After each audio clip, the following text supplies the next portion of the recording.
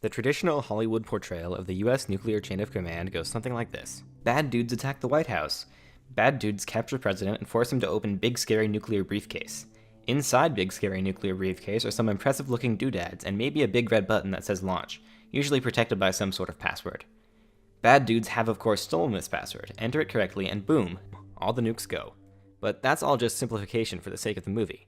The real system is much more complicated, right? Actually, not as much as you might think. Alright, the president doesn't actually have a briefcase with a big red button in it. The briefcase is real, but its contents are not exactly what you'd expect. It's commonly referred to as the nuclear football, and it contains launch authentication codes, instructions for the emergency alert system, a list of secure locations the president can be taken to in the event of an emergency, like crap, we're all gonna die in a nuclear firestorm, and the Black Book, which is a list of pre-planned attack and retaliatory options, ranging from launching a single missile at a specific target to all the missiles at all the targets. It also contains some form of communication, kept classified, that the president can use to actually order the nuclear strike. The entire briefcase is about 45 pounds and is carried by an aide to the president that is never more than a few feet away. Ever. In fact, there are only a handful of instances when the sitting president has been separated from the nuclear football, most notably in 1973 when Richard Nixon met with Russian President Leonid Brezhnev at Camp David. Nixon gave Brezhnev the gift of a Lincoln Continental, and Brezhnev promptly took Nixon for a joyride down the highway, separating him from his entire security team, including the football, for half an hour.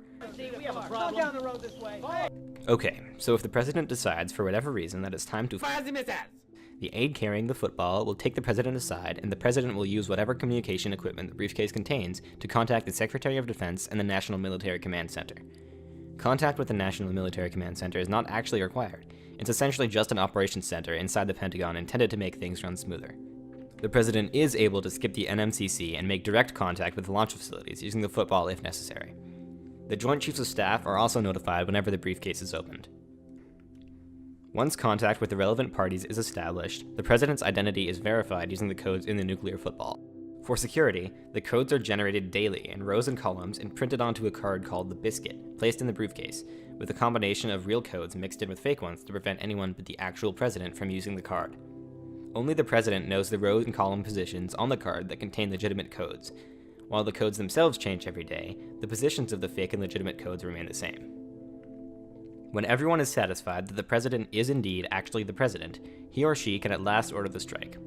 However, in accordance with the two-man rule observed by the US when handling nuclear matters, before the military takes action, the Secretary of Defense must approve the president's plan. However, and this is important, the Secretary of Defense cannot veto the president's orders. Yeah, that's right. While the Secretary of Defense's approval is technically needed before a nuclear strike, he or she has no authority to actually veto the president's order and is expected to go along with the plan. So, what does all this mean?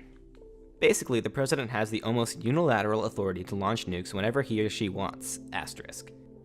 And there are certainly checks in place to ensure that the person launching these nukes actually is the president, but basically no measures that establish that the president is sane or even sober. Funny story, there was a time late in the Nixon presidency that Nixon's Secretary of Defense, James Schlesinger, advised the Joint Chiefs of Staff not to take the president's orders concerning the nuclear football seriously. Instead, Schlesinger told them to double-check with him or Secretary of State Henry Kissinger first. This was due to the fact that Nixon had joked about using the nuclear football to nuke Capitol Hill at a time when the president was frequently inebriated and Schlesinger was concerned he might order an ill-advised nuclear strike while grumpy or drunk. Fun stuff. However, advocating for sanity checks on the president before nukes can be launched is generally viewed as treasonous.